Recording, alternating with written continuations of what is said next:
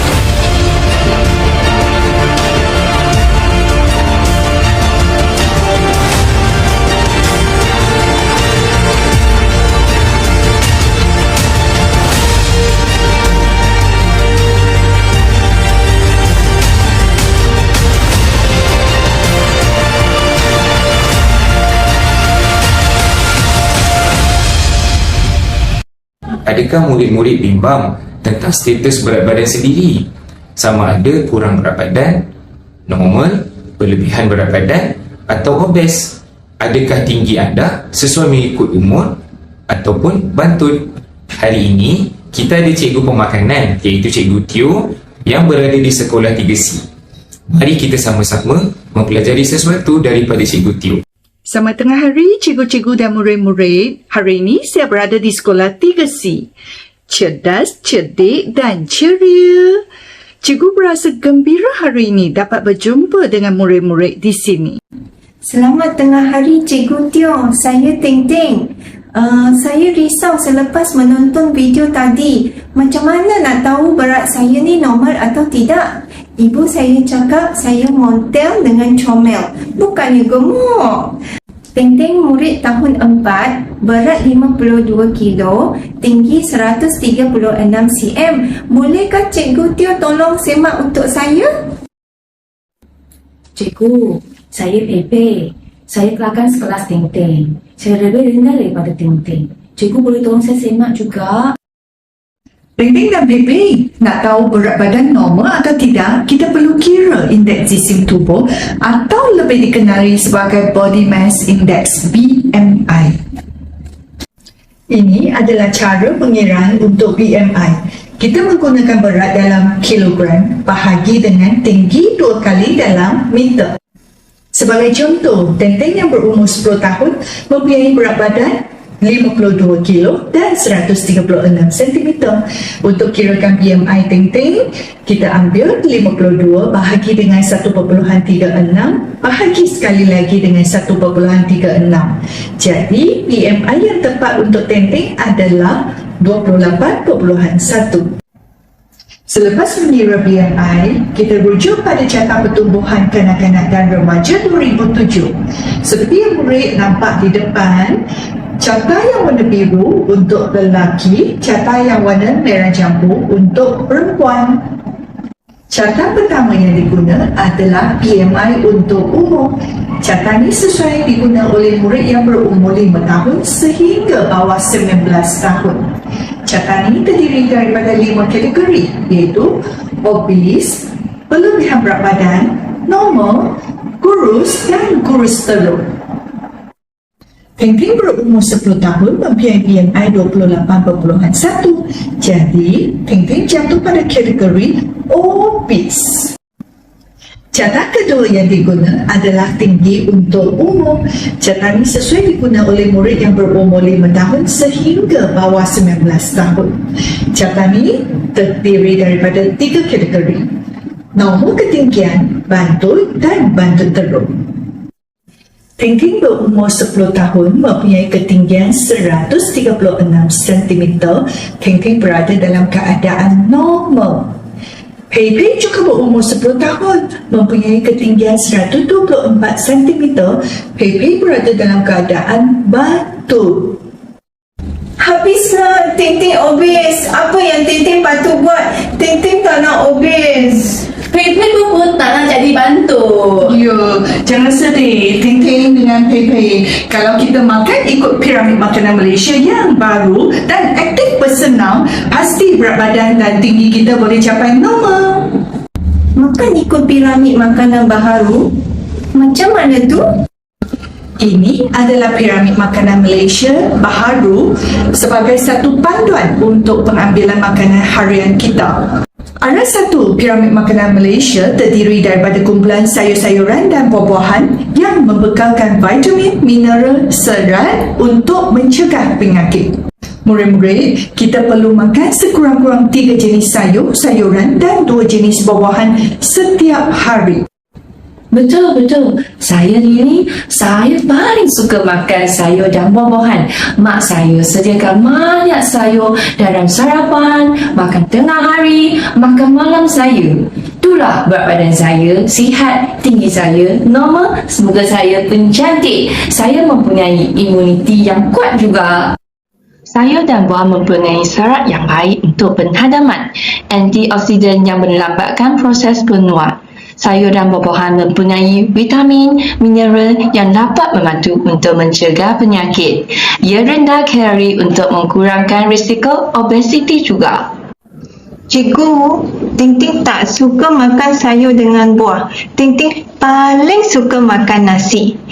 Kerana nasi memberi tenaga. Ting-Ting biasa makan 1 pinggan besar nasi goreng untuk sarapan pagi, 1 pinggan besar nasi berlauk ikan untuk makan tengah hari dan 1 pinggan nasi berlauk ayam untuk makan malam. Oh, Ting-Ting, nasi terletak di aras 2 dalam piramid makanan Malaysia. Aras ni terdiri daripada bijirin, hasil bijirin dan ubi-ubian yang membekalkan tenaga untuk menjalankan aktiviti harian. Kalau Ting-Ting nak capai berat badan normal, nasi dan bijirin lain perlu dikawal ke 3 hingga 5 sajian sehari mengikut tahap aktiviti fizikal. 1 sajian bijirin bersamaan dengan 2 sendok nasi, 1 cawan mi atau 2 keping roti. Baiklah cikgu, Ting-Ting akan cuba makan sayur dan buah pada setiap waktu makan utama supaya Ting-Ting berasa kenyang dan tidak terlebih makan nasi atau bijirin lain. Murid-murid, selain sayur-sayuran, buah-buahan dan bijirin, murid-murid tahu tak berapakah sajian sumber protein yang kita patut ambil setiap hari? Cikgu, saya tahu. Untuk sumber protein, kita perlu ambil 1 sajian ikan, 1 hingga 2 sajian ayam, telur atau daging, 1 sajian legumes. Betul tak, Hanin? Betul cikgu, sumber protein bagus untuk pembesaran dan juga membaiki sel tisu badan. Sumber protein boleh didapati daripada sumber haiwan dan juga sumber tumbuhan. Protein juga kaya dengan vitamin B, folat dan juga zat besi. Saya suka makan protein yang kurang lemak seperti ayam yang dibuang kulit dan juga daging yang dibuang lemak. Legume juga adalah salah satu sumber protein yang bagus dan juga ia adalah daripada sumber tumbuhan. Ia kurang lemak dan juga tiada kolesterol berbanding dengan sumber protein daripada haiwan. Bagus Lily dan Hanin. Siapa boleh beritahu cikgu berapa sajian susu dan produk penusu yang perlu diambil setiap hari? Saya tahu cikgu, saya ambil 2 sahajian sehari. Satu sebelum pergi ke sekolah dan juga satu lagi sebelum saya tidur. Susu kaya dengan sumber kalsium dan juga protein. Ia bagus untuk kuatkan gigi dan juga tulang. Tapi saya tak suka minum susu, terutamanya susu perisa asli.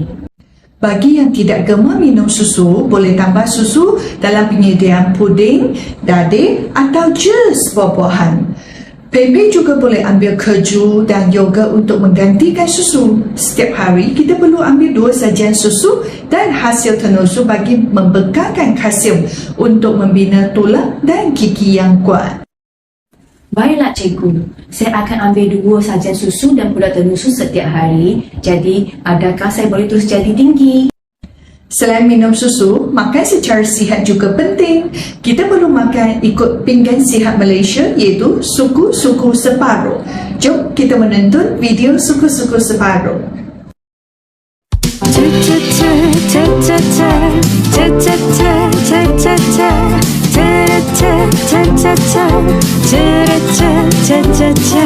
Bangun pagi sudah fikir apa nak makan. Makan ini tinggi kalori, makan itu tak dapat telan.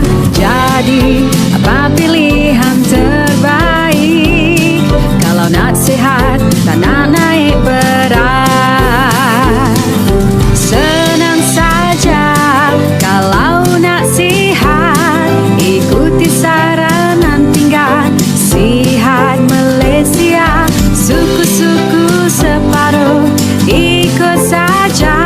Suku ikan, suku nasi, separuh sayur dan buah.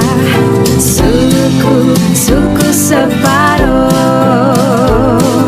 Suku separuh. Suku separuh.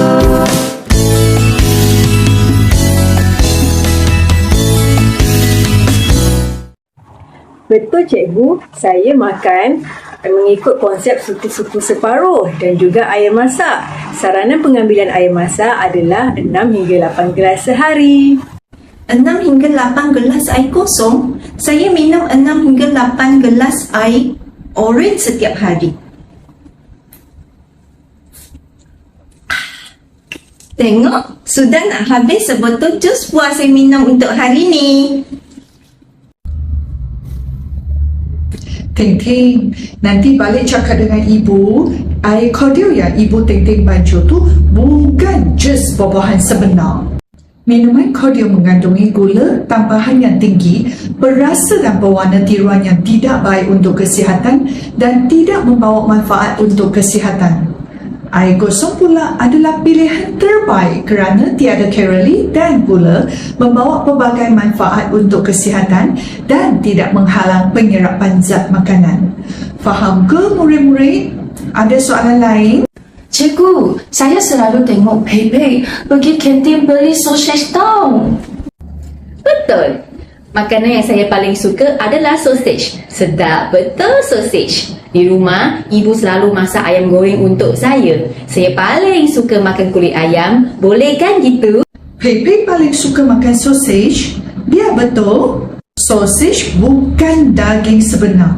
Sausage adalah sejenis makanan terproses dan mengandungi lemak tepu, garam dan bahan pengawet yang banyak yang seterusnya meningkatkan risiko kolesterol, obesiti dan kanser usus. Pepe, mesti kurangkan pengambilan makanan terproses dan pilihlah makanan yang segar. Sama juga dengan kulit ayam. Dia mempunyai lemak tepu yang tinggi. Lemak tepu akan berkumpul di dinding-dinding salur darah yang menyebabkan penyumbatan, menjadikan risiko lebih tinggi untuk menghidapi serangan jantung, tekanan darah tinggi dan stroke. Menakutkannya. Tapi, sausage dan kulit ayam semua dijual di kantin sekolah. Macam mana Cikgu Tio? Tak apa Pepe, nanti cikgu buat pemantauan makanan dan minuman di kantin sekolah. Okay?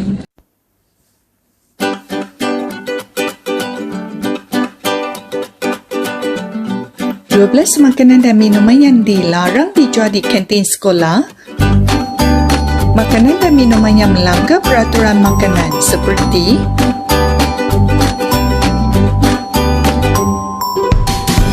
makanan dan minuman yang melampaui tarik luput, makanan yang berupa permainan atau dijual bersama permainan. Makanan ini tidak selamat dimakan. Makanan yang diproses meningkatkan risiko berat badan berlebihan, meningkatkan risiko tekanan darah tinggi apabila dewasa. Makanan ringan, tinggi kandungan gula, garam dan lemak,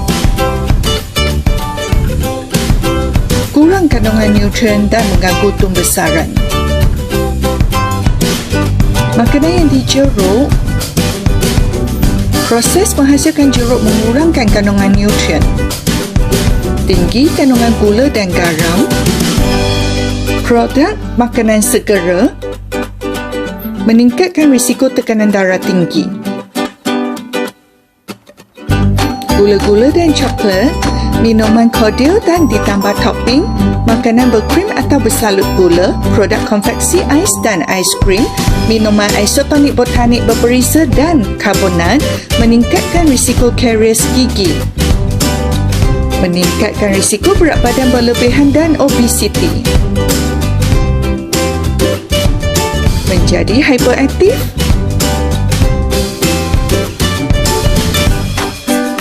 meningkatkan risiko kencing manis. Minuman teh dan kopi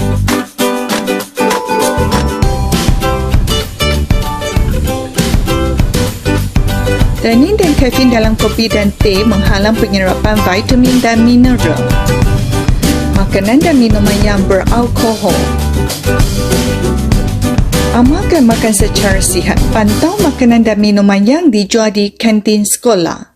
Hasil pemantauan di kantin hari ini mendapati terdapat penjualan makanan yang dilarang, iaitu makanan terproses dan minuman kordial.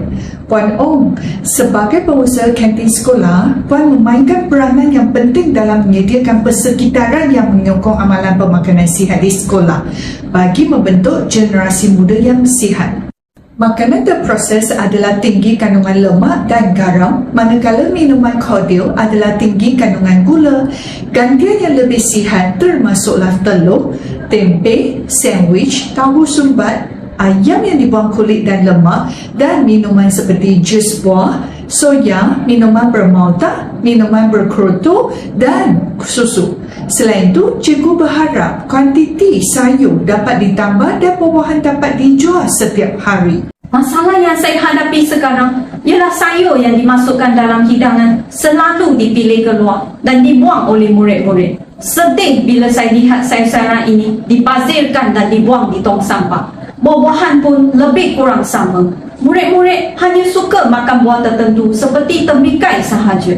Apakah cadangan dan penambahbaikan yang Cikgu Teo boleh nasihatkan untuk masalah yang saya hadapi? Untuk mengatasi masalah Puan Ong, Puan boleh memasukkan sayur dengan potongan yang lebih kecil dan tambah sayur yang berwarna-warni. Buah-buahan yang boleh dipotong dalam berbagai bentuk dan dibuat dalam bentuk kebab untuk menarik minat murid. Baiklah Cikgu Teo, saya akan cuba cadangan yang Cikgu kemukakan. Terima kasih atas nasihat dan bimbingan Cikgu Teo. Cikgu Teo, kalau tidak boleh jual air kordial di kantin sekolah, apa yang boleh dijual? Sebab saya pernah minum air kotak, tapi ayah saya kata... Hanif, air teh dan air kotak merupakan minuman manis yang mempunyai kandungan gula yang sangat tinggi. Ayah bagi contoh, air yang kamu minum tadi mengandungi 3 sudut teh gula pasir, manakala air teh ini pula mengandungi 6 ke 7 sudut teh gula pasir. Oh ya, zaman sekarang ayah perasan ramai murid-murid suka sangat minum air teh boba. Hanya nak tahu, air teh boba ini kandungan kalorinya sangat tinggi dan mengandungi lemak, pewarna, perisa, pengawet tambahan yang boleh memberikan kesan buruk kepada tubuh badan kita. Antaranya, meningkatkan risiko obesiti.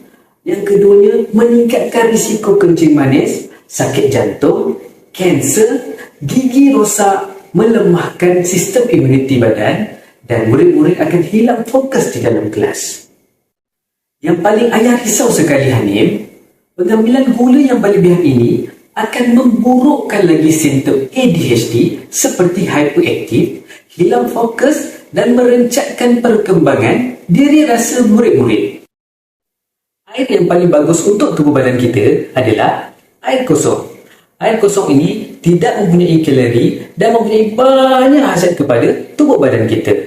Yang pertama, air kosong dapat mengawal suhu badan. Yang kedua, dapat membantu penghadaman. Yang ketiga, dapat membantu menyerap zat-zat makanan. Dan yang keempat, kulit muka kamu akan jadi lebih cantik. Ingat, Hanim, untuk jadi lebih kuat dan sihat, kamu perlukan 6 hingga 8 gelas air kosong setiap hari. Bagusnya ayah Hanim bekalkan air kosong sahaja kepada Hanim ke sekolah. Itu pilihan yang paling bijak.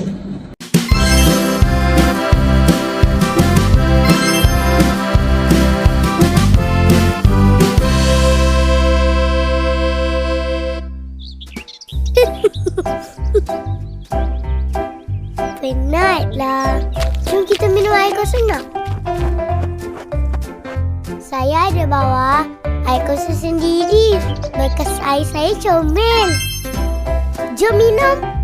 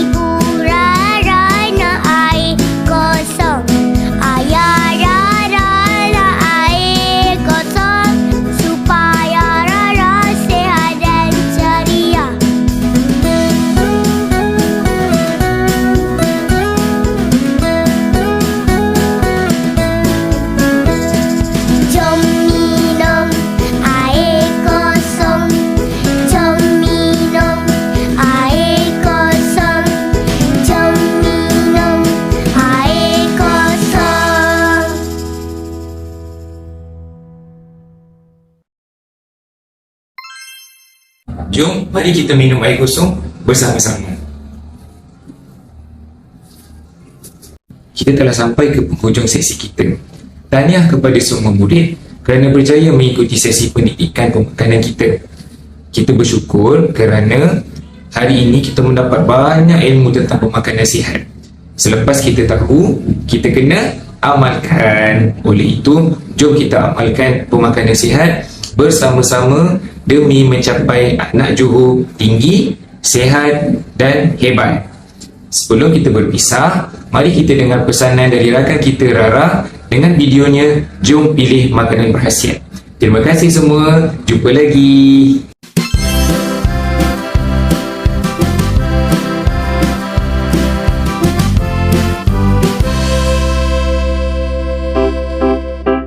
Rasa lapar pula. Jom Rara kita makan sama-sama. Awak bawa makanan apa, Mimi? Tengok ni, saya bawa semua makanan yang saya suka. Ada nugget, ada keropok, coklat. Mimi, tak eloklah makan makanan yang macam tu. Lah, kenapa pula tak boleh makan? Makanan-makanan macam tu tak berkhasiat lah. Habis, macam mana ni? Mari Rara terangkan.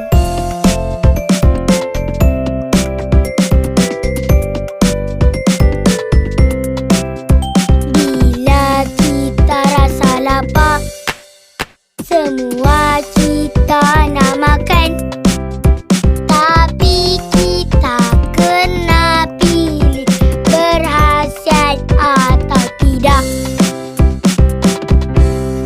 Oh, baru Mimi tahu. Ada makanan yang berkhasiat dan ada makanan yang kurang berkhasiat. Ya, Mimi, betul tu. Makanan tak sihat, banyak garam, banyak gula, banyak lemak. Ini semua makanan tak berkhasiat. Macam mana kalau Mimi selalu makan makanan tak berkhasiat? Nanti Mimi cepat penat, gigi rosak, tak membesar dan perut bunci. Hihihihi. Hah? Ya ke? Tak naklah macam tu. Kalau macam tu, jom kita gantikan dengan makanan yang berkhasiat. Jom Rara, kita makan makanan berkhasiat je lepas ni. Kita pandai. Jom, jom, jom, jom, jom. Kita makan secara sihat.